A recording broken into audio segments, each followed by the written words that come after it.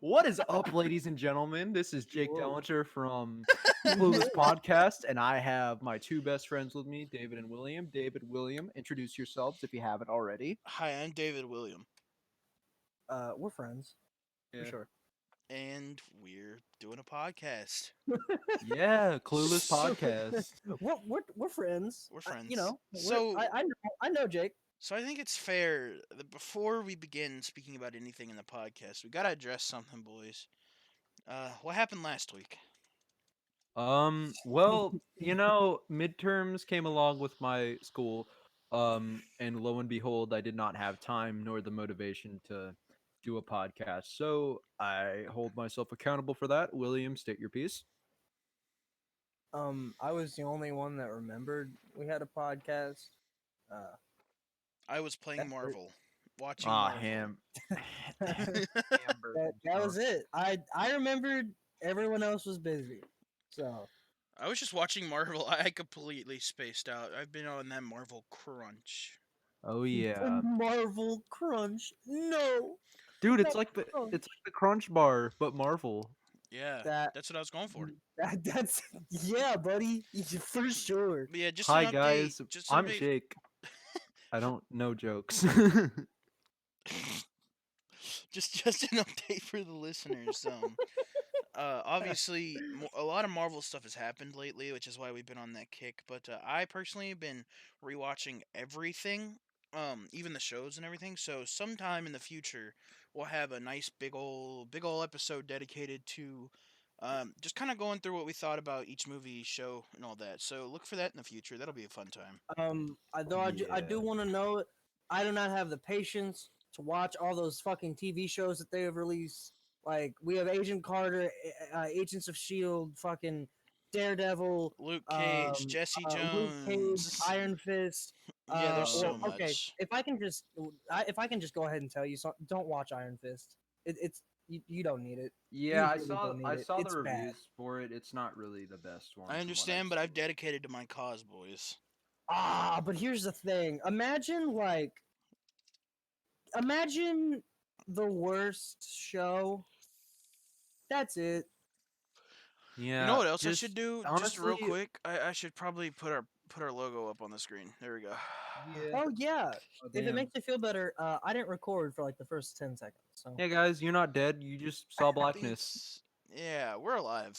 you're not dead, I promise. You're Yeah. not dead. But no. And if honestly, you were, you're definitely in hell. yeah, because I'm here. That is true.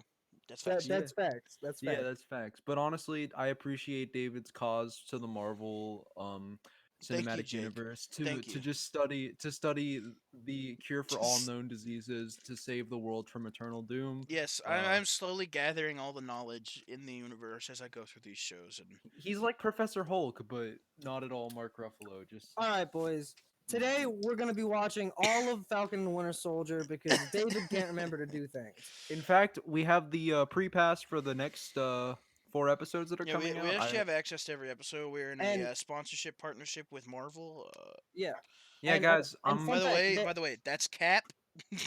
No, Yeah, guys. No, fun fact. Actually, we do have explicit right to air any and all Disney content because we have Walt Disney's head. Yeah, guys. Yeah. And as for the whole Marvel thing, I am friends with Kevin Feige on Twitter. So Yeah, and also ha. I have access to Mr. Marvel's head as well. So checkmate. Marvel's head. I thought that was Stan Lee. Oh, I think God has access to that head. Yeah, there's gonna be no Stan Lee cameo in this episode as a result. I'm sorry to say, but we will have a cameo from. But Yeah. we will be reviving know, him from the dead. One thing that's been weird about watching all the movies and shows back is, everyone knows that up until very recently, Stan Lee is a cameo in everything. And Mhm. every time he pops on the screen, man, I just get sad.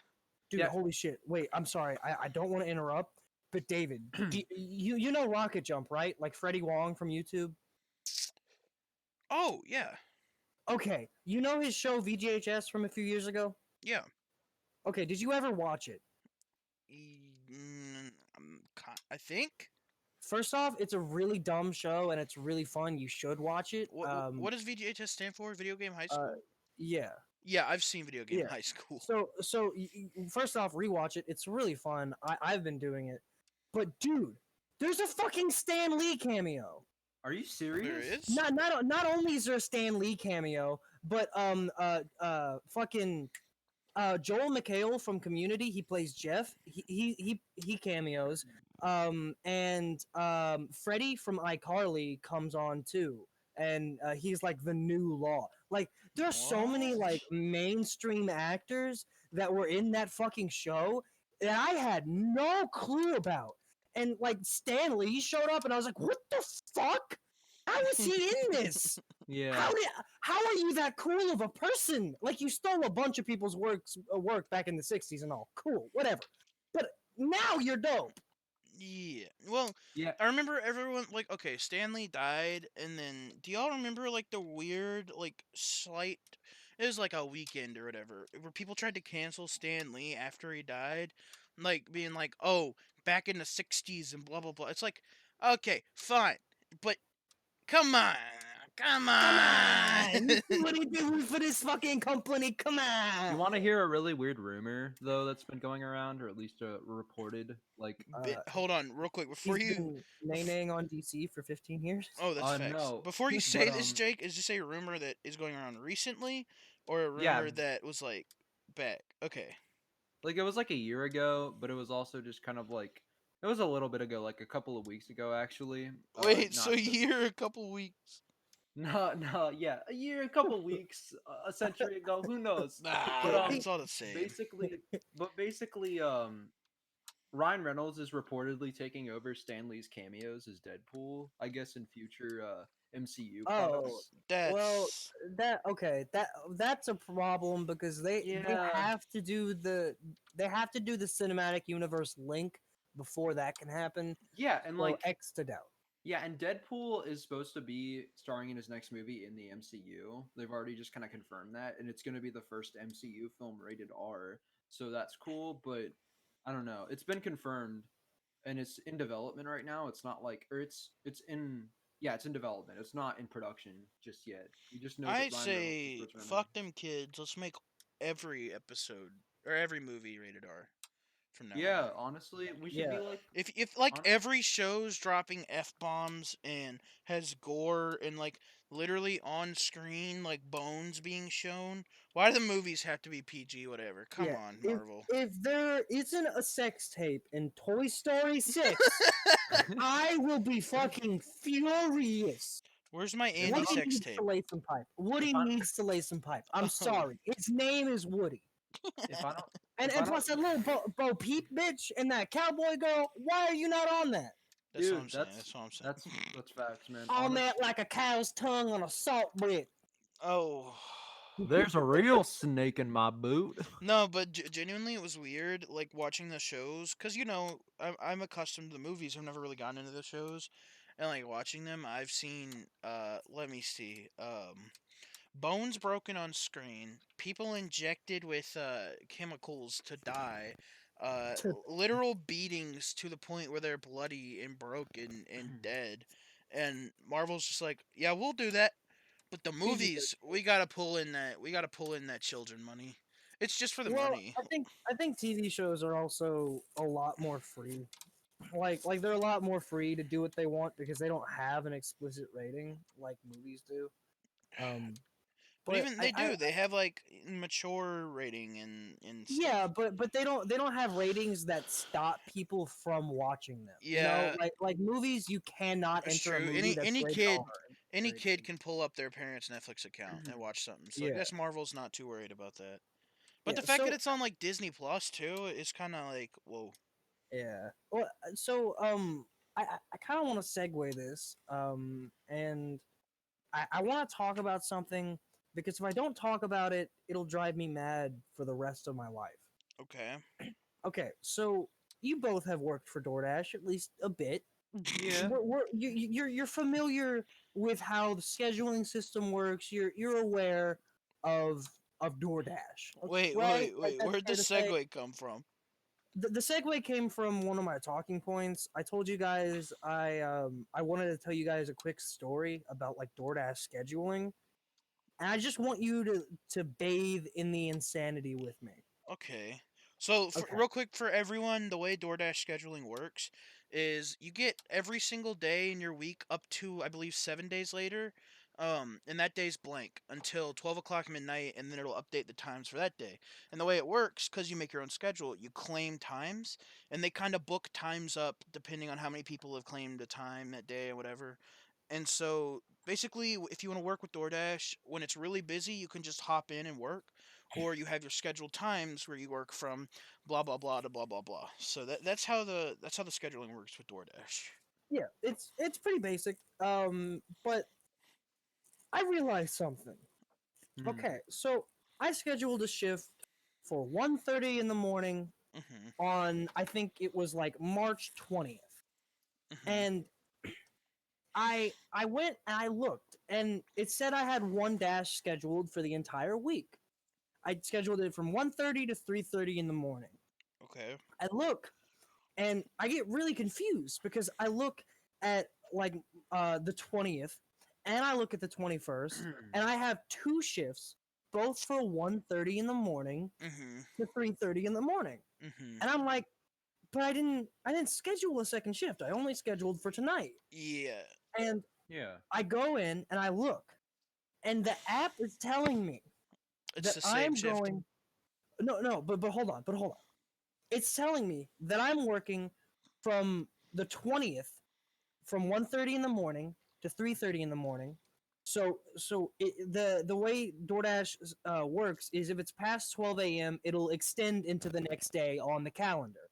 So it's Mhm. telling me that I am extended from March 20th all the way until a full 24 hours later on the 21st, also for 1:30 to 3:30 in the morning. And I got so confused because whenever I would delete one of them, they both would delete. So Mhm. DoorDash thinks that when you schedule an early morning shift, that you are working from the previous day into the next day.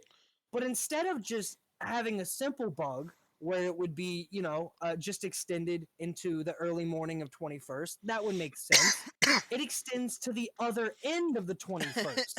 So near the 22nd.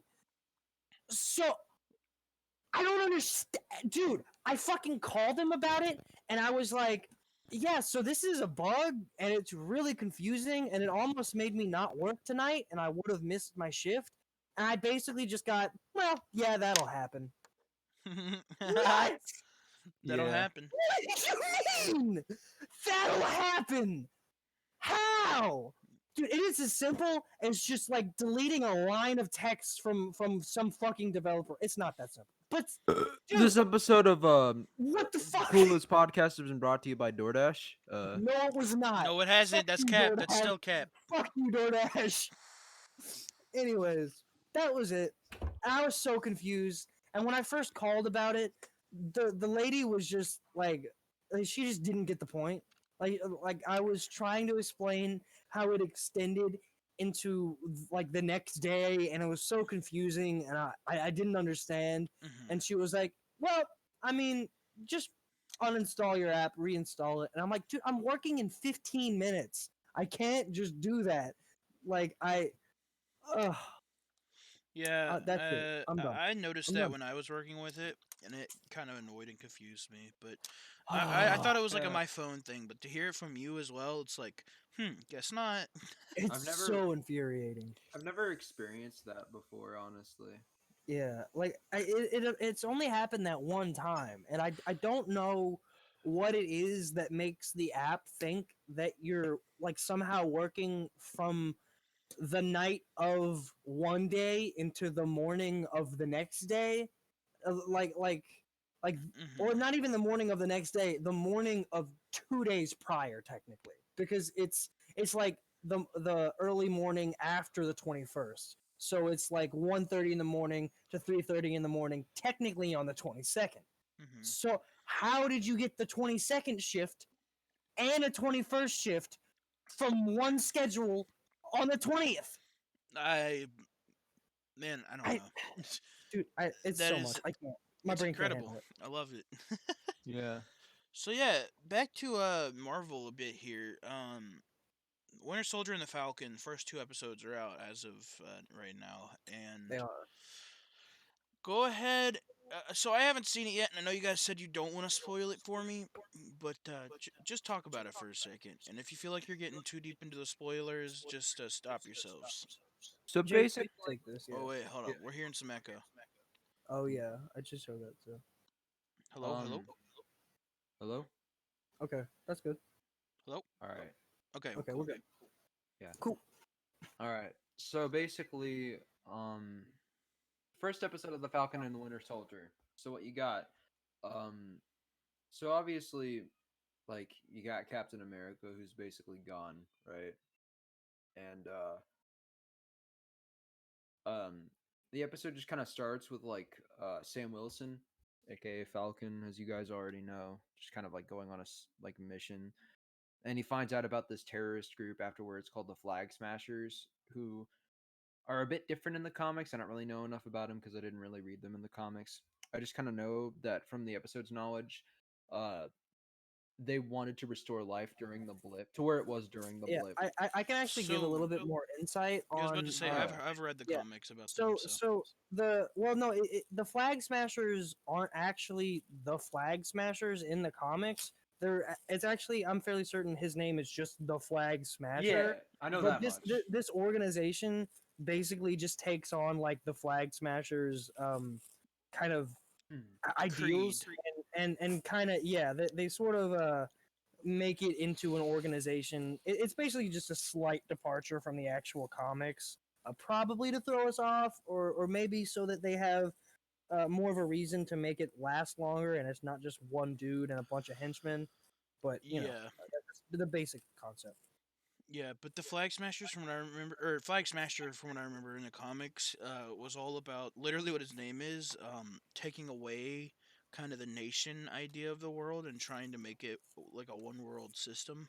Yeah, Is what I remember. pretty Yeah. much. That's pretty much it. Jake, you can go ahead.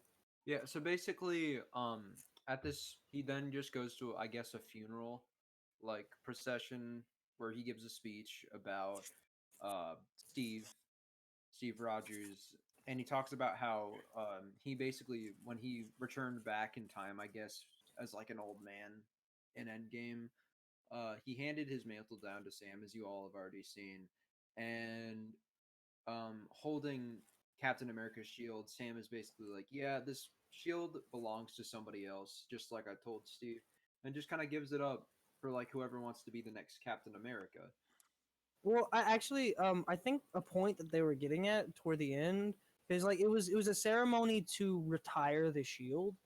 And Oh, this is first 5 minutes uh of the show, so it's not really spoiler territory.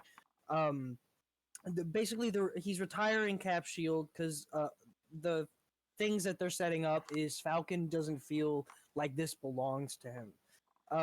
And yeah, I think David, you'll love what they do with that concept toward the end of the episode, and it'll actually get into a bit of like anti Captain America stuff, which is cool because we might get the evil Avengers maybe. But I want to just throw out there, um, he thought that Hmm. that shield was going to be retired forever. Like that's what he wanted, and that's why you see that face at the very end of the episode, like, oh, you motherfuckers, oh, you bitch. Interesting. Okay. So yeah, Okay. so it's a really cool setup of like him saying, "This isn't me. We need to respect him as a symbol, and he did so many great things for us." Shit like that. Mhm.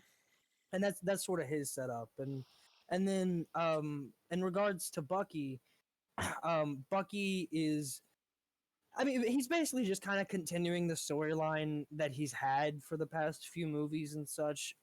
He's dealing with dramatic PTSD. yeah. He's, I was a little confused as to specifically what was going on with him and like the old man character that shows up. Because I know the old man has something to do with his past, but I can't tell in what way.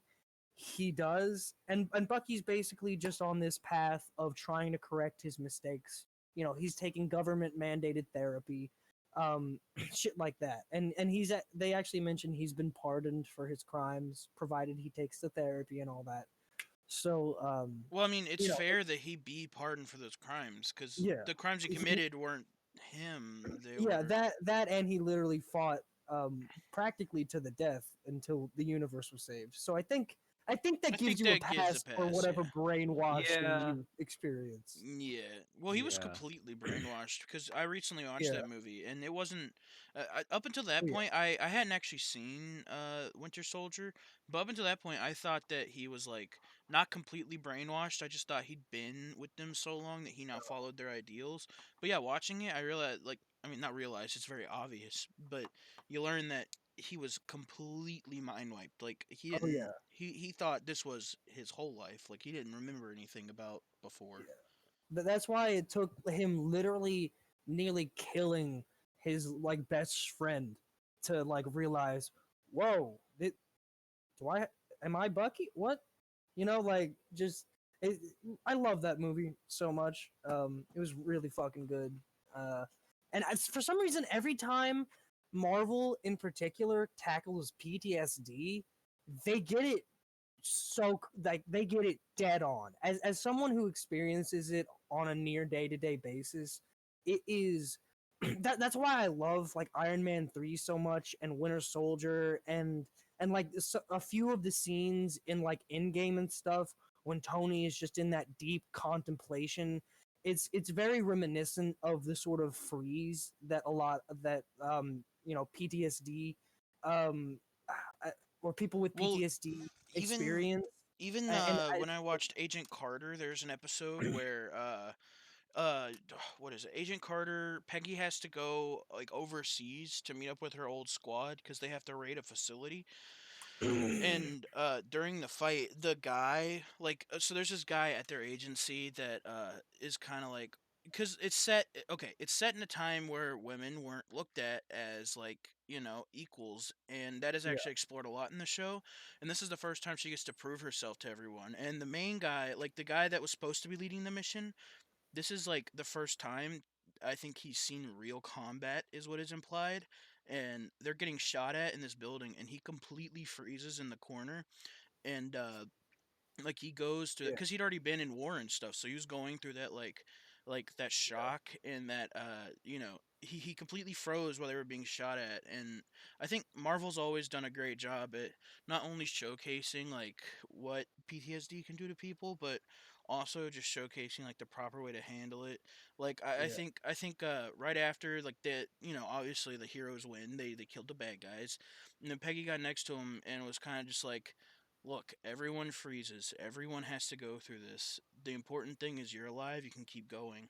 And I thought that was really powerful because, he yeah. wasn't yelled at for sitting there or anything. Like, Marvel was able to take that direction of properly taking care of it. And also, it just shows that Peggy's a baller ass and motherfucker. and So, and I think even like to that extent, a lot of people view your mind as when you're thrown into a situation with a lot of pressure or your life's on the line, it's fight or flight. But there's always that option of freeze, and that's your body's way of minimizing damage. So whether it's a bear attacking you or whatever it is, like for example, whenever my dad was being a piece of shit, that would usually happen to me, and I would freeze. And it's a way of minimizing both mental and physical damage. And they do it so well. And even what you said about how Carter was like, look, it happens to everyone. You got to just deal with it. That's actually kind of a sentiment that came from the first noticings of PTSD when they called it just shell shock. And it was a sentiment of like, well, you just got to keep moving. But really, PTSD is a thing that you had to take a much more intimate approach with. And though it's the best they could have, like anyone in the 40s ever could have gotten by from anyone, like even the attention to detail to just kind of say suck it up, but say suck it up in a caring way because there wasn't enough research to know how to properly deal with it. Like just hearing that Like they do it so well, and it's something Yeah, that no Marvel. other movie I mean, when you're a or I think billion at this point. When you're a multi-billion dollar when you're a multi-million dollar company being overseen and funded by a multi-billion dollar company, I think it really translates into the quality that they put out. And so far, what I've seen, pretty much every show, other than I'm sorry, other than that one, uh, the one. the one movie, that one movie we don't What? talk about. Captain Marvel. Actually, Captain Marvel What? wasn't the worst thing I've ever seen. No, Wait, Yeah, what? you Captain. know, What we would not talk about? Thor 2, that one movie. Oh yeah. Ah, Yeah, shut up! I forgot that was the thing, dude. Thor 2 doesn't exist. It's just Thor and then so Thor boring. Ragnarok. Okay. Such a boring movie, man. God. Oh, Yeah. Can we say that Incredible Hulk doesn't exist either? I didn't hate Or like Incredible Hulk. it Look, wasn't it's terrible. fine. The actor's just annoying, and I don't care for him. And he was a dick on set, and the CGI's bad, especially compared to a few years later. And I just don't care about it. Yeah, Yeah, I'm I kind of agree. glad that Like we stuck. I'm glad I watched it, but it's not gonna be something I crave to watch again. Yeah. Yeah, it's just like honestly, I feel like with Mark Ruffalo, they kind of hit it on the head of the nail more than they did with Edward Norton as Bruce Banner. Well, I read So I'm kind of I was reading about it a little bit, and the big reason that Edward got fired essentially is because Marvel likes their actors to do what they tell them to do. Like they don't want a lot of improv in the movie. They don't want a Yeah. lot of personal action, and Unless it's like a whatever his comedy. name is decided he wanted to take his own approach at it, and then Marvel was like, no, no.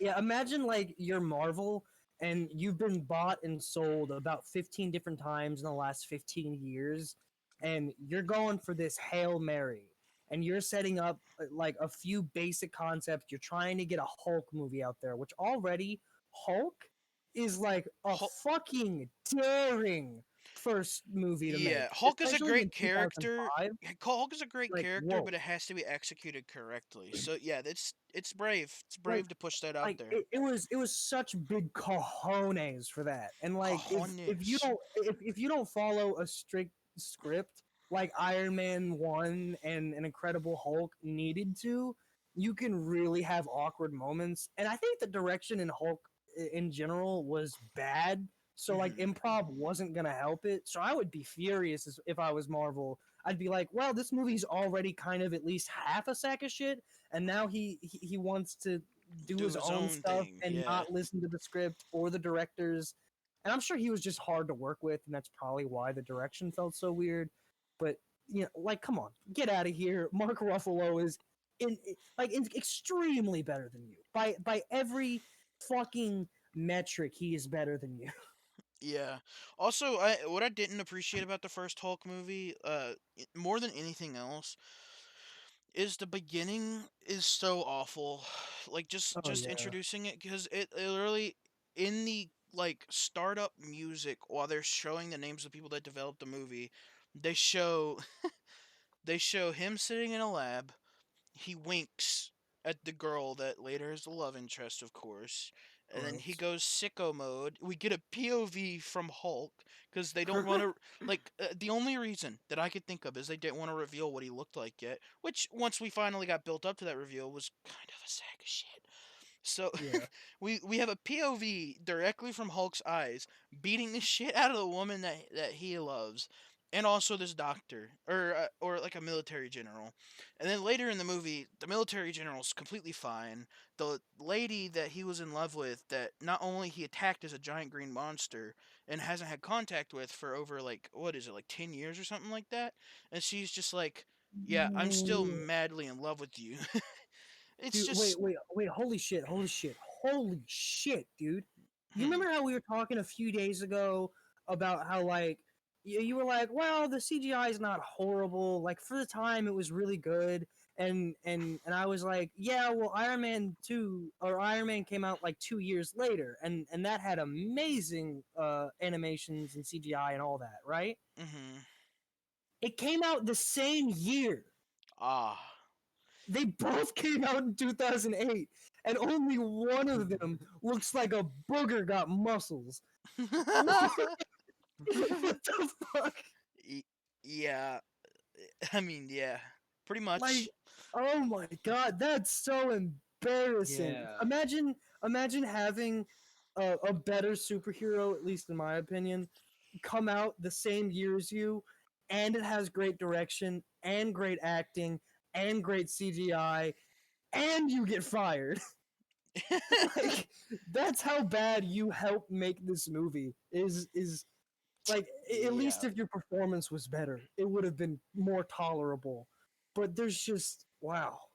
Oh my god. Like, I remember when I was rewatching Avengers, the scene where they go to get Hulk, where Black Widow goes to get Hulk.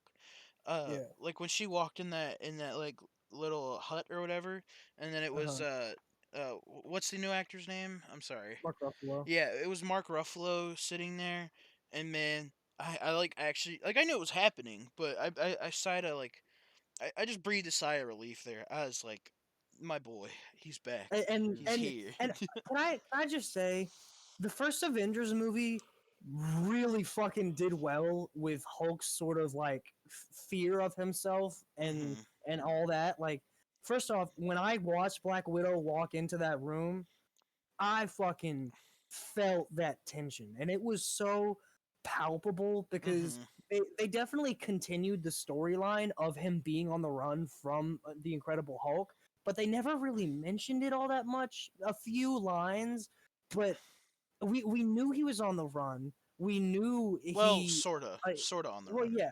Well, I mean, basically, he was hiding and he didn't want people to find him, and like, we also knew that Black Widow didn't just walk in there, and we knew that Hulk was, or that Ruffalo was right about there being an army outside, and like, it was Hmm. so good. And then the later scene with Black Widow and Hulk, where he's turning into it, as a kid, that terrified me. Hmm.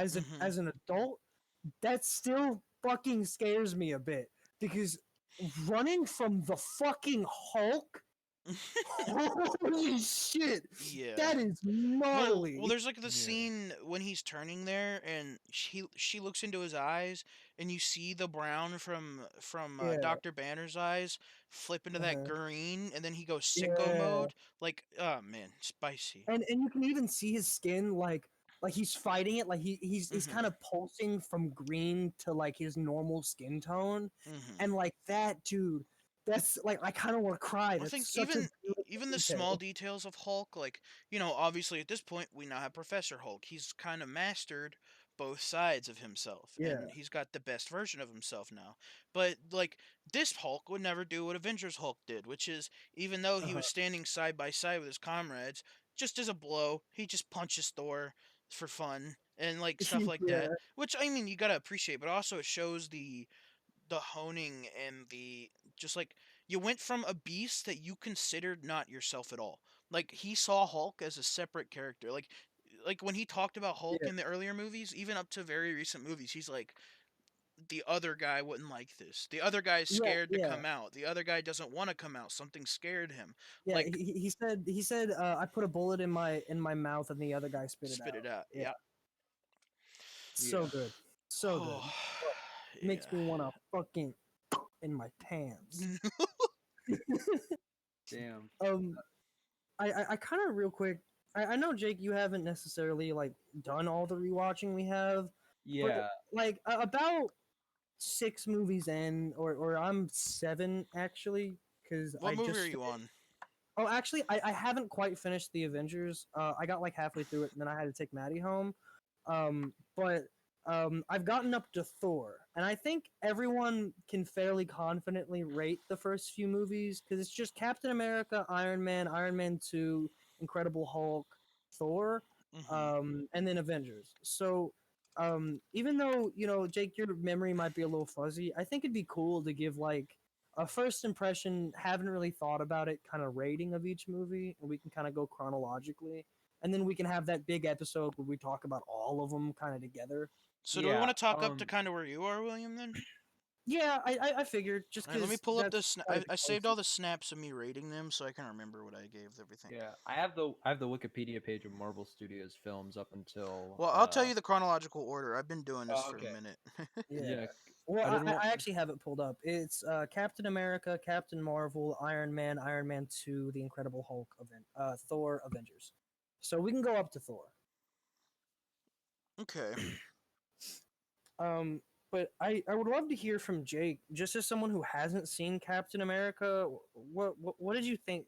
What did you think of that on your, first watch? Like, what do you remember from it? And Which one? The what first do you? Avenger?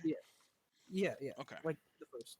I like obviously like I remember um I remember like Steve Rogers obviously being this scrawny little like skinny dude, and then Hmm. Bucky Barnes just kind of taking him under his wing, and then this guy forgot his name, but he steps in and basically after Steve had failed so many times to get into the army per physical, he gets a physical that gets him into the army basically. So he goes to intensive training and all that, and like Peggy Carter is there, and I guess he's smitten by him. I thought that was a really just kind of good film to be honest with you, and I also like how they show that Captain America doesn't really like the way the military is using him as this little like poster boy, and Hmm. like I really like that touch to it. And honestly, I liked looking back now how they built up to Bucky appearing in feature films by Oh freezing him. yeah. Oh That yeah. was great. Also, the last line of the film before like it blacks out, because like usually with Marvel films there's like a one hitter line that just kind of comes in before the film goes to black, and it's basically him talking about, he basically just says when Nick Fury asks if he's all right after waking up 70 years later, Ugh. uh I nothing, I had a have a date. date. Yeah, that Yeah, dude. tore my in I half. I real quick, I just want to note, the first movie or the first one in chronological order, Captain America: The First Avenger, happens to have the like my top three favorite scenes of all time. Like it is it kind of really falls apart toward the end, but it didn't fall apart as much as I remember it did. Hmm. So I have a much better rating for it than I used to. Hmm. But just in real quick sequential order, number one, I had a date. Number two, um, him jumping on the grenade. Yeah. Holy shit, man! And I three, I can actually, do this all day. this is a thing that I've never done before, but I was sitting here watching the movie, and the scene where he jumped on the grenade and then everyone like gets back and all that. I Yeah. actually, once that scene was finished, I actually rolled it back and I watched it again. Just Oh cuz yeah, it's dude. such a powerful scene, It's man. so good. And all I want from any movie, any superhero movie, is I either want to see that they only have the intent to help and save people, like whether or not they have conflicting personality traits like Tony Stark or whatever. I want to see them be a superhero, Like at the end of the and day, we want that to is see what that they that is. mean it. Yeah. Yeah, like that's why I love Iron Man 3 too, because or Iron Man 3 as well, because dude, saving like 14 people at once as they're falling from the sky, Yeah. and like that gives me such a fucking nerd boner. It's Mhm. all I want. But That Yeah, is a man. great scene, yeah. Jake, what would be like your rating for the first movie then? Honestly, I mean, I'd have to give that film, honestly, not to give it like a low rating, since I mean it was a good film, but at the same time, like it wasn't a 10 out of 10. I'd say about a 7.5 to 8 out of 10 for that Oh, film. yeah, I gave it an 8 out of 10. In my official notes, I had made me cry, soundtrack is banger, rewatching. Yeah, Oh, that was just me saying rewatching everything. I gave it an 8 out of 10, Jake. That was a great movie. yeah, it was. Yeah, I'm pretty much right on the bar. Really shitty villain. I love Red Skull. Really shitty ending. Shitty fight. yeah, Shitty everything toward the end. Yeah, the Not in ending. the sense that it was bad, but just Red Skull really had no motivation. He really didn't even seem all that menacing, and they never even explained how he has a face over his face. Like what? So It's I'm gonna give it. Nazi technology. Uh huh. yeah. Well, I'm gonna give it a solid 7 because they really fucked up the villain, Hmm. but they nailed this character so well. Also, the And, last and fight's just boring. Like, Yeah, even like this, I don't think a lot of people know that, like, note this in when they talk about the first Avenger. but I don't know how specifically they did scrawny Chris Evans, but Oh, the I do. CGI That for was that, that was pretty well, you good. can explain it, but So his head looks a little big, like a little bit, but it's not he CGI, actually looks William. really. What do you So mean? what they had him do is a lot of the scenes where he was shorter, he would be on his knees. He would literally be on his knees and he would hunch his shoulders in so it made his upper body look smaller. And then yeah, But there was CGI like the- when he's walking and stuff as a small guy. yeah, But I was about to say because he was very visibly like skinnier, like yeah. very skinny. But like the close up scenes, he was literally on his knees. That's good. It's awesome. But yeah, dude, it's solid 7, So the next solid. Dude, thing chronologically, this yeah. isn't a movie. This is the show, Agent Carter. I'll just do a quick run through. I thought season 1 a great season. If I just rated season 1 specifically, I didn't give these ratings for whatever reason, but I would have given season 1 like a 9 out of 10. It was amazing. And then Okay. season 2, if you like season 1, you're going to like season 2 after you drudge through the first like 3-4 episodes. Cuz like the Uh, first few episodes are awful. And then I was like, man, they ruined this. And then halfway through, it got really banger. And I was like, never mind. So, yeah, that show's pretty good. I recommend it. I probably will give most of these shows a look eventually. Hmm. And see, here's where we kind of run into a bit of an issue because Brie Larson is just kind of mean spirited with the rest of the cast. So I have no interest in Captain Marvel as a character. Yeah. Um, and I just don't care to watch the movie. I would have much preferred Black Widow take the role of Captain Marvel. I don't know how that makes sense, but But I'd like it make it much more. happen. Make it happen. Like I don't care. Bring her I back from the just dead. Recast Brie Larson. Whatever you need to Jake, do, what did if you were to rate it, William? Just throw out a rating for Captain Marvel. dude. Doesn't even make me want to watch it, and no Marvel movie has ever done that. I'll even still watch Incredible Hulk and Thor eventually, or Thor 2. So I'm sure it's a Marvel movie, so it's fine. I'll give it a 5 with no prior knowledge and only some spoilers I'm Okay, aware of. Jake, did you ever watch the movie? Captain Marvel? Yeah. Yeah, I did. If I were to give it an assessment and like a a score, honestly, I'd have to say like a 6.5 to 7 out of 10, to be honest with you, but more so Hmm. 6.5. Like it's kind of like it's like Pizza Hut's like thin crust. It's not bad. I like It's that. not. I like that It's analogy. Okay, it's all right, not. I'm with Not. it. It's not bad. For anybody who hasn't had Papa John's or not Papa John's, little I'm listing off pizza restaurants. Pizza Hut's thin crust. So basically, it's not terrible, but it's like, it's it's it's meh. Like it's not terrible, but there could be more done to it. It was a nice bridge between Ant-Man and the Wasp and Endgame. Hmm. Um, it was a nice origin story for the Avengers, but honestly, the way that they basically made like Nick Fury's like eye situation, a cat fucking clawed his eye, or sorry, I Flurkin, thought that I was guess. great. I'm not gonna I lie. thought it I was thought it was cool. I great. mean, it was funny, but it's just like I wish he would have like lost it in battle. But Yeah. maybe I was just setting my Well, I expectations too think high. the most hilarious. Hold on, I think I appreciate that a lot because the aliens are like, this thing is extremely dangerous, and then all the humans are like, y'all are whack, and then it fucking tentacles and eats the tesseract, and Nick Fury's like, huh, don't do that to me.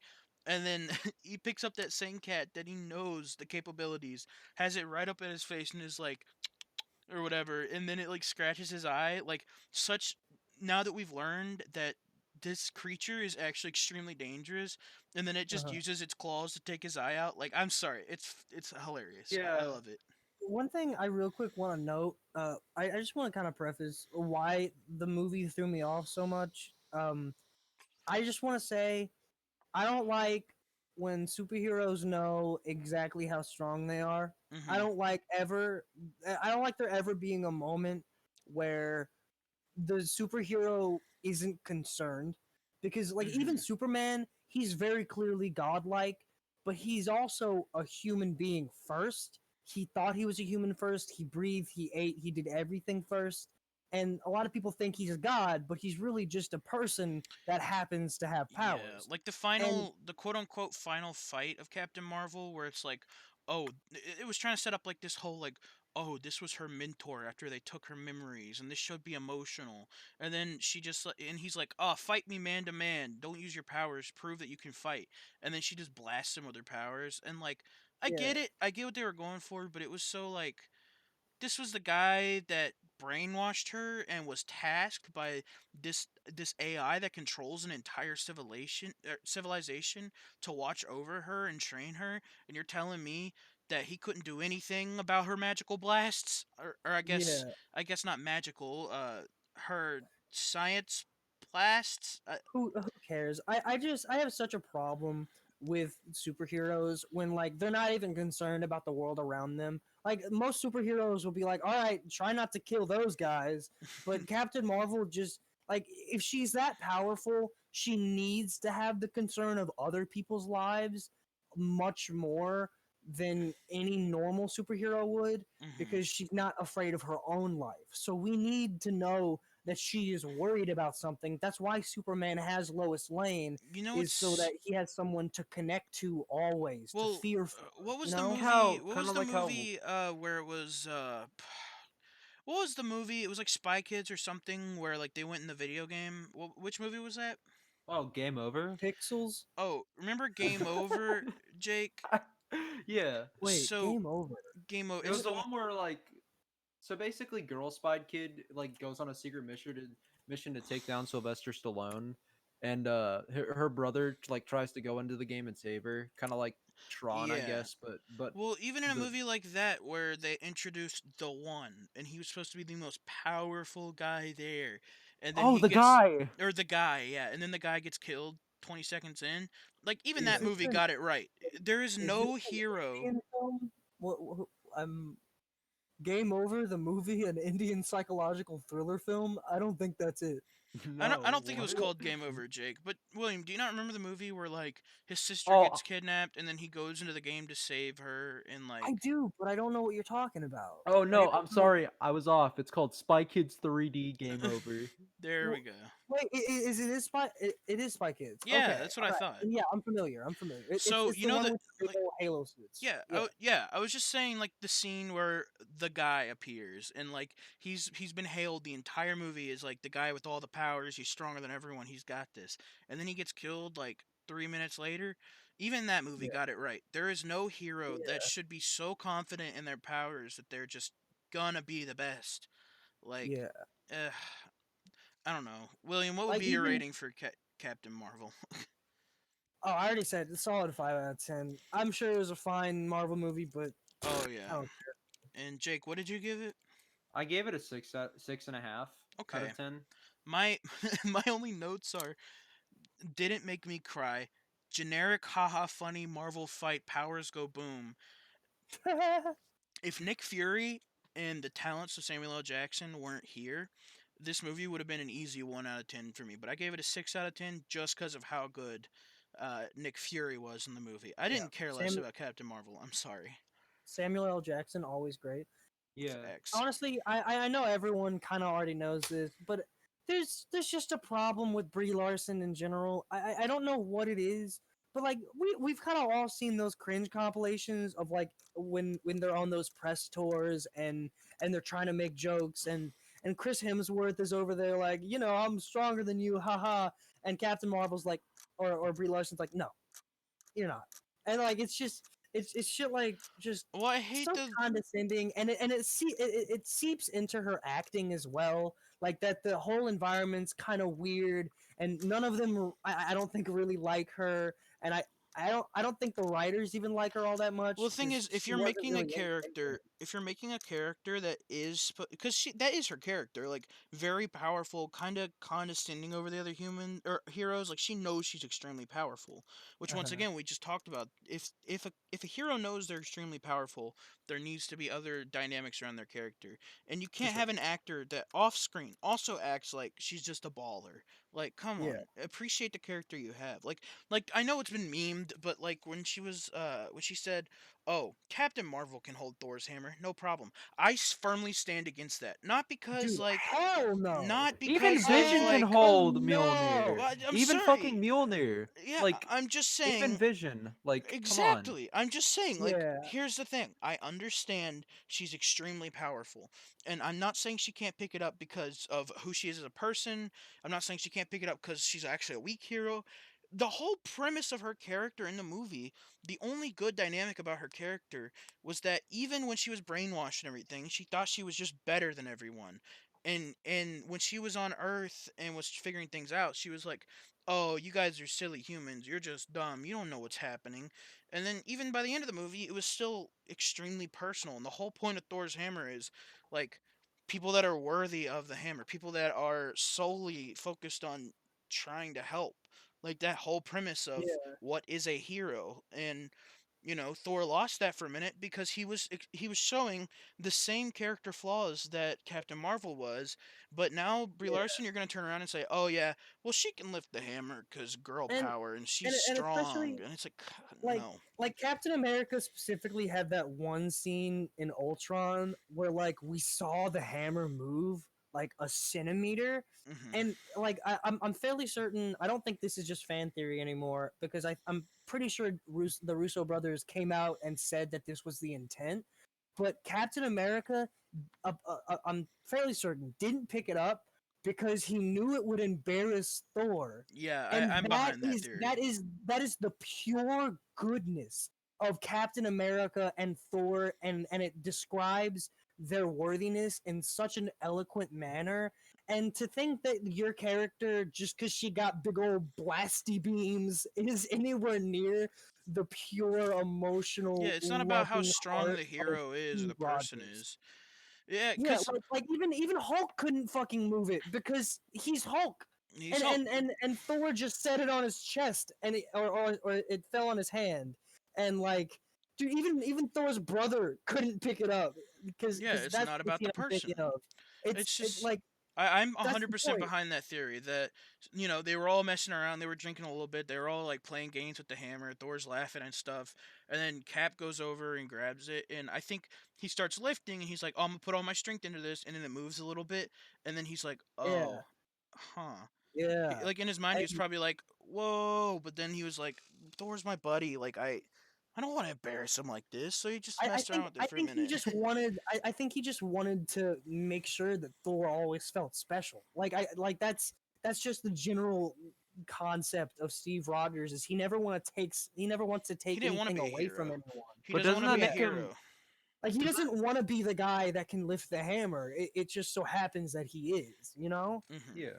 It's great. Okay, we should move on because we're Yeah. just hating on Brie Larson now, and someone's gonna get mad at us. Now it's Iron Man, Iron unless Man, it's a show. I know you conflict with my opinions here, William, so you guys go ahead and talk about this. No, David, you talk about it Yeah, first. talk The about it, only man. You okay, talk fine, about it. fine, fine. The only notes I put was decent movie, and I gave it a 6 out of 10.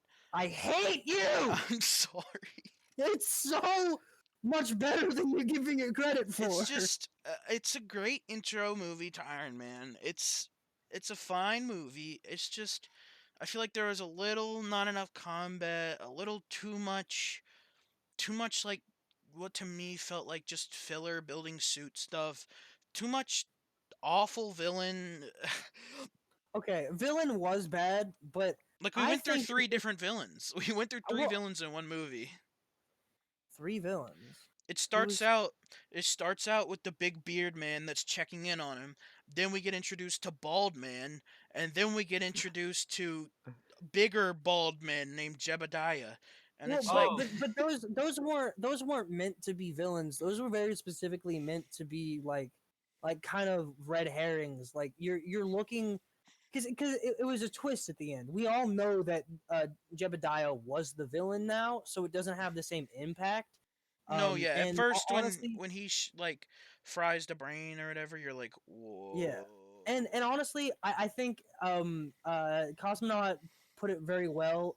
Evil robot Jeff Bridges, it comes around a lot in Marvel movies, where it's just a dude with a big suit or something and some powers that just fights for no reason, and I definitely have problems with that. But Hmm. Red Skull had, I think, the same amount of motivation as Jebediah did, but I think Jebediah honestly had a bit more because he had built Tony and his company up, and then all of a sudden, he's a CEO at 21, and everyone's regarding him as the smartest person alive, and he's like, "Well, I did this work in between this time. Like, I'm the one that put this company here." So even though they didn't Well, not do even that. The great with company was already scripting, there. He'd been there with Tony's dad too. So yeah, but the thing is that he built it further, and that was kind of his whole thing was he kept expanding it while Tony was growing up, and all of a sudden Tony's here, and he feels kind of like, well, I did all this work just for his son to be a shithole and arrogant, you know.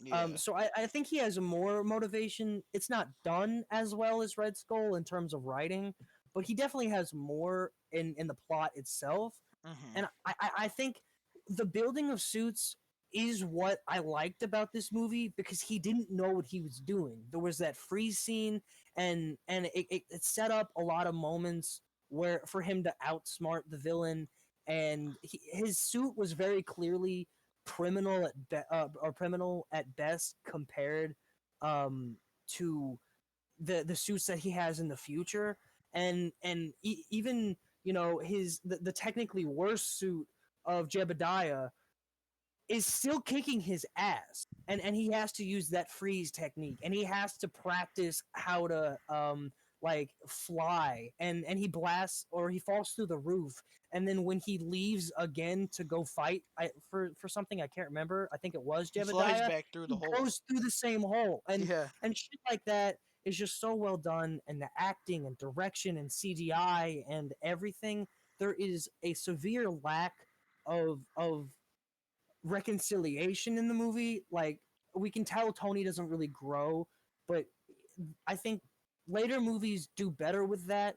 And on top of that, just the movie as a whole does such a good job of setting up why Tony Stark needs to change. And I think that was sort of the point.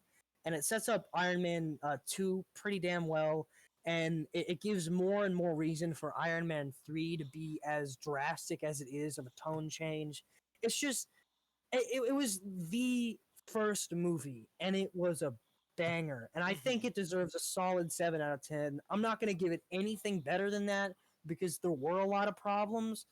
But Right. So if you'll get a seven, because if you'll give a 7 out of 10 and say you won't go higher than that, you can't get mad at me for hitting it with a 6 out of 10. Yeah. I can because 6 is a D and it's a C movie. All right, it's a C to a B You minus. know what? I give And, it. I and, give and it 6.6. It's a D plus. my mom would still get mad at that. That's my point. Okay. Honestly, the Iron Man was the first film that I've seen, obviously, and I really enjoyed it. Um, Hmm. just kind of blindly looking at it before I rewatch it. I'd have to give it an 8 out of 10, to be honest with you. Oh. Okay, fair. No, And, not fair. honestly, I think that's extremely fair because I don't think a lot of people give Iron Man credit, and I think this might be a bit what you're missing. What gives it that extra point or two? What it's missing in some plot details and some But here's the thing. things. Even though I give it a I six think out of ten, I'd still put it in like a B tier movie. well, yeah, but my whole thing is I think it deserves a whole point just on the pure fact that this was the first movie they came out with properly, like the one that started the MCU. He started it all, whether or not Hulk came out the same year or what have you. Hmm. This movie, I think, was the biggest thing to ever happen in all of superhero movies ever. Honestly, all of superhero comics and media in general, because it opened up the world to actually getting kind of weird with some movies and shit. And I think Hmm. without Iron Man, not only would the MCU not exist, but they wouldn't have been able to ever have a platform for Guardians. And if they didn't have a platform for Guardians, then there would be no way that we got shit like Ragnarok. And obviously, it goes without saying, Endgame and Infinity War would be nothing without Iron Man. And I think it's the pinnacle of, if you're starting a cinematic universe, it has to be this good. And I think almost every Marvel movie is a solid 7 out of 10 and it deserves the average Marvel movie rating. Also, That's they made a hella smart move, um, to give Robert Downey Jr. a chance at this movie oh because yeah. they very Oh easily could have been like, "You're a crazy motherfucker, sorry, dog," but yeah, I just well, I mean, he had kind of been away from Hollywood for a bit, kind of working on himself. So I think if there was ever a yeah. time for him to come back, this was it, you know. And he did Yeah. so well. And the guy may have been on Epstein's island, but Iron Man, that's pretty cool. All Yeah. right, moving on from Iron Man. What do we have next? Incredible Hulk. No, Oh Iron Man boy. 2. Iron Man 2. Oh Wait. yeah. Oh, I'm looking at Iron Man too. Yeah. Yeah, yeah. Chronologically, yeah. All right. So Iron Man 2, um honestly, it was an okay sequel. It was a nice introduction, a further introduction to Nick Fury and an overall introduction to Natasha Romanoff. So, Mhm. I'm gonna have to give it a 7 out of 10, I guess. Slightly lower. I mean, I'm sorry. I gave this a it's not. 7 I out of 10 as well because it's a better movie okay. and there was character development Yeah. and also the donut scene. The Um donut scene was prime. Yeah. Yeah, yeah. I found it better than the last movie, but still nothing like MCU should that Marvel should brag about. I thought it was a I just thought it was a better movie than the first, but Yeah. nothing too spicy, nothing too crazy. It was a Yeah. Domino's deep dish pizza of a movie. I'll give it that. I don't Stop. like deep dish, but honestly, I'm gonna give it a 7.5, mainly Okay. because my previous rating was 7, and I think this one was better, and that's surely based on better plot structure, better pacing, better acting. I think a better actor for Rhodey, much more chemistry. He has more lines. He says them with more emphasis. We get Rhodey as Iron or with an Iron Man suit, which is great. We Mhm. have moments where Tony Stark is reconciling with his death, and he allows Rhodey to take his suit so someone can take his place. Mhm. I love the running gag throughout the movie of like, oh, Hammer Tech, like that's great just to show how fucking Yeah. sad this guy is. Mhm. Um, and Pepper and Tony have a better relationship in the movie where like we actually can do But more than just reading between the lines and guessing whether or not they're a thing. They very clearly kind of are, and mhm. that's why tensions were so weird in the other movie. It's just overall better. I like the concept They fucked their of villain up Iron again though. Man. I disagree. I think it was still a evil robot Jeff Bridges for sure. Didn't have Yeah. enough motivation, but he still had motivation, and I think the point of him was to prove that there were other people capable of this, and it was a thing that they were touching on in the early bit of the movie, and it put pressure on Tony on top of the pressure of his own life, and the shit with his dad and everything just kind of compiled together. I feel gave Tony the energy to keep going, and though very much so a filler villain, acting was great.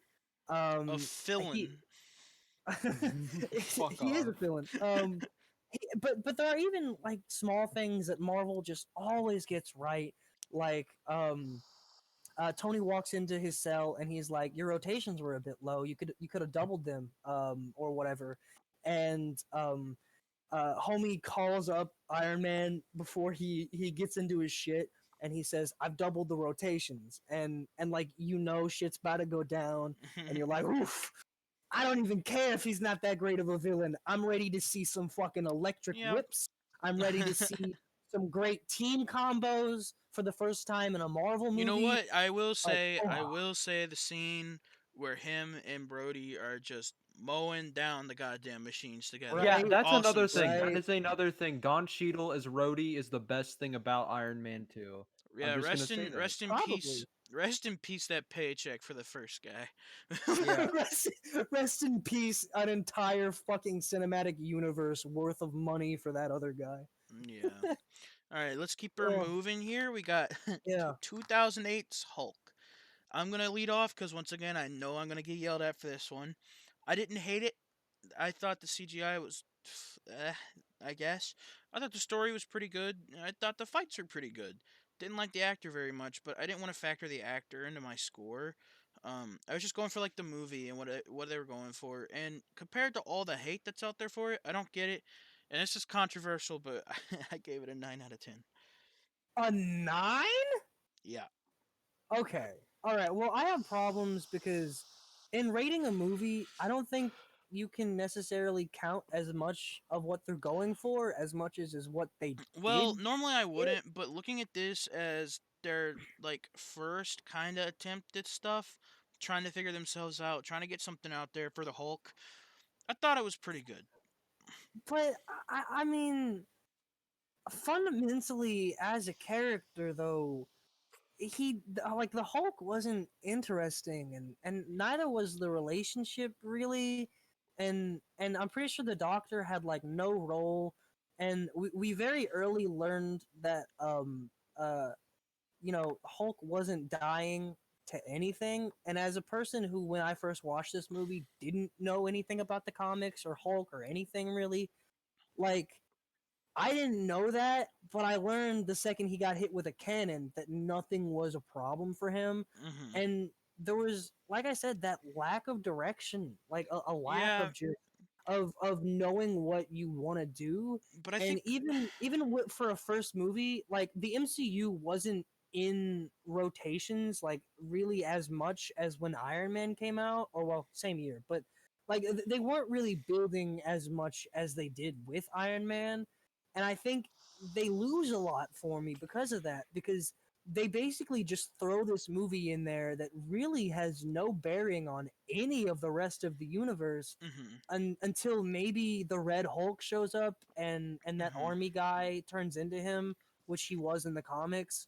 Hmm. So like I don't know, I think it's an introduction to Hulk, and it's a good introduction to the MCU, I guess. But the lighting is bad, the direction's bad, Edward I just. Norton's Well, acting is bad.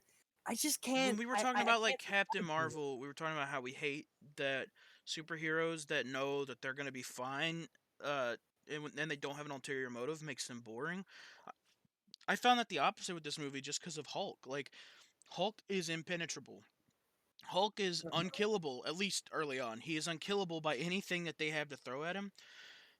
But the great dynamic is he's unkillable, but at the same time he's unpredictable and uncontrollable at this point, which makes him so great of a character on the screen. I But don't know. I just I like the don't I movie, don't man. I think was never I don't bored think with it. I mean that's fine. I just think overall, like I don't think you're gonna really be bored with most movies until you get Thor: The Dark World. So I'm kind of comparing it to like the introductions of all others, and it doesn't compare to Iron Man to me. It doesn't compare to Captain America whatsoever to me. Hmm. And I fundamentally I watch it and I can in the back of my head I can hear the director yelling at this man, and like they even try this little pandering scene where like there are these purple shorts and he's like, oh, these look good or whatever, and I'm just like, dude, that's not even how you pander to a comic book audience. And Yeah. it's so lacking an understanding of what this character is really about. And if they had made the show more about uh the Hulk and Bruce Banner's actual relationship with each other. Like for example, the line that they talked about in Avengers, I put a bullet in my mouth, the other guy spit it out. If we had seen stuff like that of him trying to take his life and learning just the extent of control Hulk can have over his body, that would have been a really interesting dynamic. But instead, we kind of get this like Lois Lane sort of moment, right? Because I haven't seen it in a bit, but um, isn't there like the final fight? Wait, no, the final fight's with some big ass CGI guy, Yeah. and right, Abomination. it's like I don't Abomination. know. I think that is even more so like an evil robot Jeff Bridges. There's no motivation. Actually, There's hold no on, hold on, point. hold on. Like, I uh, completely don't agree with that because the bad guy, the guy that ends up being Abomination, he starts out as he's like a specialist. He's a fighter that they call in for to be the like task team leader, and it's shown that he's just very good at his job. In the beginning, they're chasing him down, and they fail to capture him the first time, and he's like, "All right, if I'm gonna be on the mission against this guy, I need to know what the hell I'm going up against." And then there's like the little scene with him and the general where the general's like, "Your track record is incredible. Like, why don't you move up? Why don't you become a general? You'll get paid better. You're in less line of sight, and your tactical your tactical mind is gonna be great." And he was like, "I don't want that life. I'm a soldier." And then the general like, "Are you sure?" And he's like, "Yeah." And he's like, "Okay, let me show you something then." And it shows where they were trying to recreate the Captain America serum, which yeah. and then they inject him with like a tiny dose. He gets a bit stronger, and he's like, "All right." And he takes on the Hulk, and this time he gets a little closer to beating him. He gets beaten again. So you have this person that's already been established as like he enjoys the soldier's life. Like that is his life is combat. He's improved himself, and he still can't beat this one mission in front of him. And so he takes another dose, and then it makes him even stronger, and he gets beaten again, and then he's mad, he's upset. This character that this is his big mission. This is the first time he can't beat something, and he's trying to figure out how to beat it. And then his ambition overtakes him. He steals the scientist's like makeshift serum, and when they mix together, it turns him into Abomination. And you show that the mind of this person that's so deteriorated now that he starts attacking the city and stuff because he's like, "A Hulk, fight me. I need to beat you." Like that was his motivation the whole time, and it developed really well, at least in my opinion. Well, granted, that is for sure a better motivation than I remember it having, Hmm. but that doesn't necessarily take away from I think the absolute utter dog shits of characters Bruce Banner and his love interest was. I don't even remember her name. Yeah, neither do Like, I. dude, there was just so many problems with the movie, and though there were good setups and there were good ideas and there were some moments like I'll always remember, like I'm always gonna remember that fucking first tank scene where Hmm. he just Yep. fucks shit up. But honestly, I need more than just Hulk being Hulk. I need to see Bruce Banner be Bruce Banner. Yeah. And that was like my problem with the first two series of Spider-Man movies because, Tobey Maguire, fucking great Spider-Man, horrible Peter Parker, the other way around for Andrew Garfield. And I think, man, if this movie was delayed a year in production, if they had just reshot it and maybe uh just fucking fucking told Edward Norton to take a hike the second he was being a bitch, Hmm. this movie would have been dramatically better. Yeah. But because of his reluctance as an actor, because of the bad CGI, because of the weird plot and the bad pacing and the boring direction and I don't know. I just it's it's just gonna be another five. I'm sorry. I can't take it. They did so much better in later movies, and like this movie was trying to be something that no other Marvel movie tried, and that was to be serious. Yeah. And that's a huge problem, especially with these characters. And then all of a sudden, you have pandering moments like that short scene, Or it was and you're like, pants, but okay, yeah. well, yeah, but like, dude, you cannot just all of a sudden change tone and expect me to be completely on board with it and then go right back into a fight scene or another scene of him on the run or Yeah. a sex Yep. scene or that shitty scene in the rain. Like it's all so But hold on, the lackluster. sex scene. I just found a lot of scenes really interesting. Like the one sex scene, he gets in bed with her, and they're getting there, and then his watch starts beeping, and he looks down, and he's like, "We can't. Like we just can't. I want to, but we can't."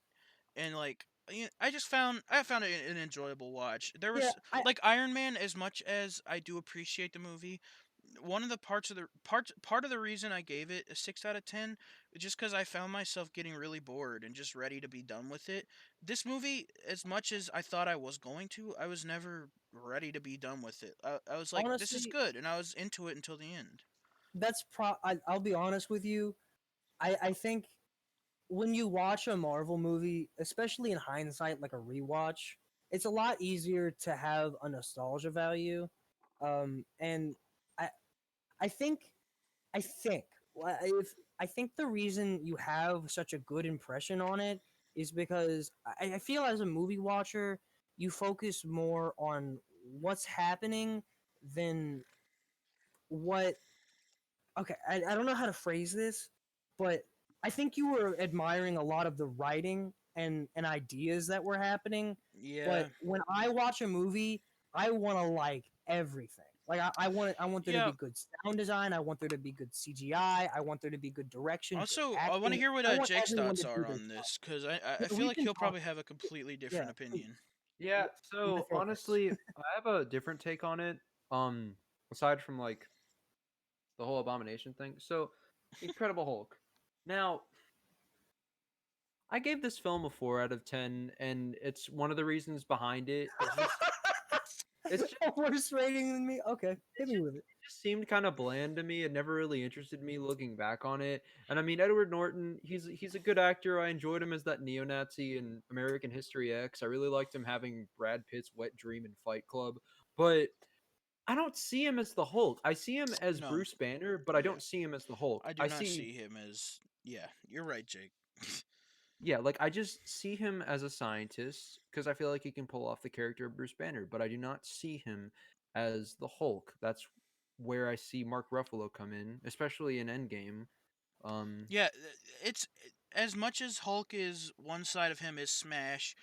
There is also a whole dynamic to Hulk's character that needs to be brought forth by the actor, and Mark Ruffalo does it. and also, yeah, and going along with what William said about it being too serious, I mean, even as a first film, like as an introductory film for a character, it's kind of serious a little Yeah. bit. You know what I mean? Like, I feel like it should be a bit more fun. This just seems Yeah. like what they did with Endgame, but shittier. You All know? Hey, right. Let's one thing. aim to One thing. finish. Also, real Yeah. quick, let's just aim to finish the up to where William is by an hour and 30-minute mark. So we've got about 15 minutes. Yeah. Real quick, I just want to notice. You guys ever notice how Edward Norton's Hulk looks more like Mark Ruffalo than it does Edward Norton? Uh, not really. The point of Hulk is supposed to be it's like a different face, it's a different body. Hmm. But when you look at the two and you look at Mark Ruffalo and Hulk and then Edward Norton and Hulk, there's such a stark difference because Edward Norton's face is so slim, but Hmm. Mark Ruffalo's is a bit more like Rounded wide out. and it's rounded out and it makes sense how it gets to that sort of more chiseled kind of variety when he goes into the Hulk. But when Edward Norton goes into the Hulk, It do not it's make like a sense. whole new face. It's like a complete 180, which makes sense on the part of like you want them to look different, but you don't want them to look that different. You want him to look different, but you want it also to be clear that it is the same person, just in a different body. Yeah. Okay, All right. so there's I that. think that's enough for Hulk. Yeah, Hey, give me like 3 seconds. I'll be right back. you're good. Let me pull up the next It's movie. Thor, I Oh, think. it's Thor. Well, Jake, how do you, I know that you haven't rewatched everything like we have, um, but just in general, I guess you could start talking a bit on Thor. What do you think about Thor, Jake? I'm I back. don't remember Thor that much to be honest with you, but Hmm. I like what I remember from it. I mean, I thought Natalie Portman's performance was okay. I mean, I can't wait to see what she does in Thor: Love and Thunder. To be honest with you, since she's gonna have a more prominent role Oh, as I'm like the so excited. I love Natalie Portman's acting. yeah, Really? she's not bad. No, she's really not that bad. I have to agree with David on this one. Like, Oh, we're gonna yeah, have problems. I mean, well, it's her performance in the second movie was not great, and I don't remember Ragnarok all that much. But in the first movie, She it wasn't. was pretty good acting. She's not in Ragnarok. Okay, I didn't know she was or not, She's but okay. been she's been essentially like retconned out of the universe up until Love and Thunder. Yeah. And that one scene in Endgame where I don't even think she was technically involved. yeah, it was like literally a scene where Rocket pulls like an essence of like one of the stones out of Yeah.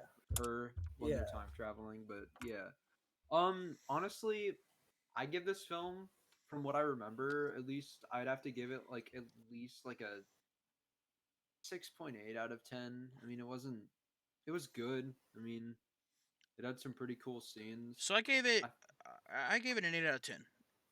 yeah. Uh, I enjoyed the movie. I enjoyed watching it back. Uh, Disappointing. I'll update my score though once I rewatch it because, like I said, I don't remember Yeah. much film. Yeah, we'll So, do a big, like we said, a big old episode where we Hmm. can take Yeah, care and of we all probably of won't update this for a while because I feel yeah, like we need to make some episodes that aren't Marvel oriented. probably.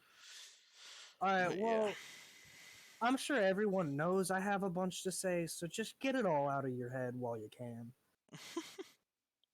I mean, that's about it. I gave it an 8 out of 10. I thought the fight scenes were really fun. I enjoyed the story of it. I think as a kid, like little David would have given it a 1 out of 10.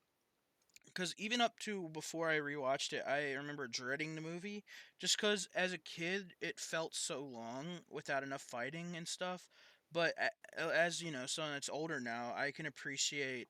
I appreciate the whole movie. I enjoy the character development and the talking and all like the humans trying to get to grips that they're in the presence of what they believe is like a god from a story of crazy people way back in the past, and now he's standing right in front of them. Like, yeah, I enjoyed it a lot, and I gave it an 8 out of 10. So All right, well, here's my problem. That's kind of something I want to focus on a little bit because you mentioned it. They did mention it, and there is some level of like people talking about he's legendary, he's not real, he's just a lunatic, whatever. But they could have made that an entire plot point of people not believing him, or they could have made some sort of an effort for him to be sort of exiled. But because they didn't do that, there truly is no reason for Thor to get back his powers, and I will stand by that. I don't think Thor grew at all.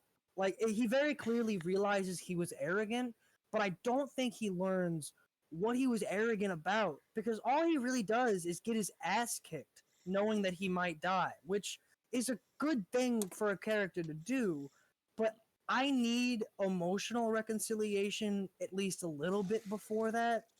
And I'm sorry, he had no reason to be worthy again. He really just fought someone really cockily once again, thinking, or probably not thinking he'd be okay. But he fought someone, he was cocky all over again, and then he got his powers back. And though it's a much more powerful scene because he's doing it to protect people as opposed to hurt them, it doesn't do enough for me.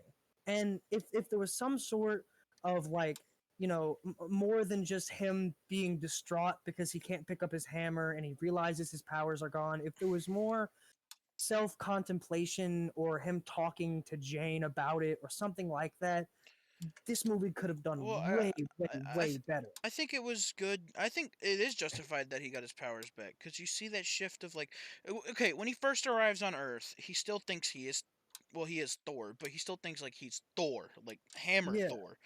And his first lines in when he wakes up in the hospital are like, "Do you not know who I am, puny humans or whatever?"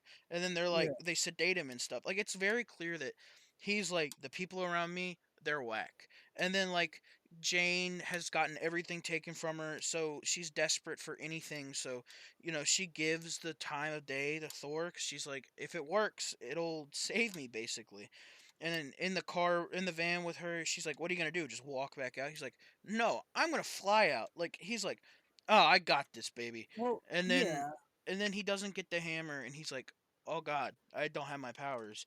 And he's like, but and then he gets told that his dad is dead. And then I think all that reflecting, because when the three heroes or whatever they are come back, he's like, "I don't deserve to come home. I don't want to come home. It's my fault dad is dead because of the war and everything." Like it is, to me it was clear that Thor had realized that his arrogance and his actions at his mindset at the time to him meant that he got his father killed. Like he but ruined everything for them. but but if you think about it, that is touched on two times in the movie. Mhm. like twice. And if you're building up such a big thing, like thinking you killed your own father, you need to have more than two scenes where it's mentioned. And I I, agree I, with I that. just think that okay, he his dad told him that he was losing his power. He stripped him of his armor and he took Mjolnir. He wakes up on a different realm and is left amongst whatever, and he cannot summon his hammer. Mhm. He should know that But that's just because how it was arrogant he is. He was well, like, "Oh, well this is a but hold on, test. Once I touch it, but hold I'm on. good." But here's the thing: is why would he think that after he gets cast out of his own world? Thor isn't a stupid character, and he's not arrogant to the point where he would just think that he is it, you know what I mean? Like But in the he begin, at this he would point, think he's not. something's But up. So what I'm trying to say is if I were Thor, and I think even if Thor were Thor, he would know something's up, and he would know, okay, why am I here? What's going on? He would have more questions, and maybe if he knew, or at least if Odin had said more explicitly that he would no longer have his powers, if he knew that, he could have a much more emotional experience with Jane, build a better relationship with Jane, trying to get her to help him because he's lost everything. And then if we throw Loki's scene in it, and now he thinks that his dad's dead, then we get an even more desperate Thor that needs to prove himself. And then the fight toward the end has all the emotional reconciliation needed. But the problem is it's just spliced in moments of like, oh well, this is your fault, and oh, your friends are here, come back, and it's there's no emotional development that's being said. You might be able to see some subliminal things in the acting and shit like that, and mhm, because we know what the arc is now, we can look at it a bit better and we can understand it more and extrapolate more from the movie. mhm, But that doesn't explain what the movie was actually saying, and that was at the end of it, all we really got from Thor was, I was arrogant, I have much to learn. But dude, imagine if Thor like finally sees his father again and he just fucking hugs him, and maybe like he has his hammer in his hand and he like throws it away or drops it or whatever, and like we have an actual genuine emotional moment of him realizing how bad he really fucked up, that his father could have died. And it like there were so many missed opportunities of just retooling the movie that would have made it better, and it would have made little production things that I have problems with like the fucking 95 Dutch angles they use in the movie. Like it would have made that more bearable, and it would have been so much more consistent. But ultimately, we get to a point where we're kind of like we kind of have to have a second movie that's worse, because not only is the dialogue weird, but they speak it weirdly. Thor doesn't even have manners, which Asgard isn't a place of inhumans. It's a place of basically humans that have gone far, far, far beyond we ever could dream.